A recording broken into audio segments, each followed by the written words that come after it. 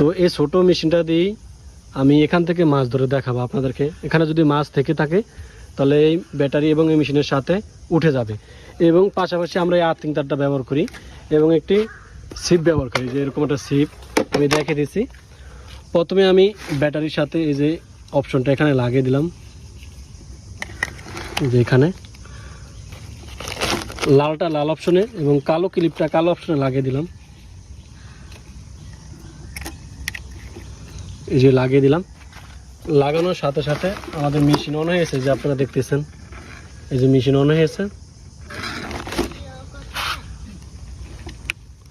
এবং এই যে এটা চাপ দিলে এবং আর্থিং তারটা পানির ভিতরে ফালিয়ে দিলেই আপনার মেশিন থেকে মাছ উঠবে।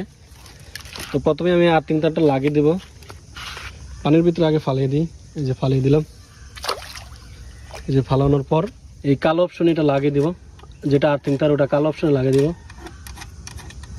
আপনারা নদী খালে বিলে যে ধরনের জায়গায় মাছ ধরেন শুধু এরকম করে ধরতে পারবেন। এই যে কালো অপশনে আমি এটা লাগিয়ে দেব, এই যে লাগিয়ে এটা লাগিয়ে দিলাম। যে অপশন আপনারা সাথে থাকুন, আপনার ভিডিওটা সম্পূর্ণ দেখার পর তারপর বুঝতে পারবেন কিভাবে মাছ ধরা হয়। এবং এই যে ছাঁকনির সাথে যে লাল অপশনটা, এই যে ছাঁকনি, এই ছাঁকনির সাথে যে তারটা থাকে, এই যে এটা আপনারা এই যে লাল অপশনে লাগিয়ে নেবেন। এই যে লাল অপশনে আমি লাগাবো, এই লাল অপশনে লাগিয়ে নিলাম।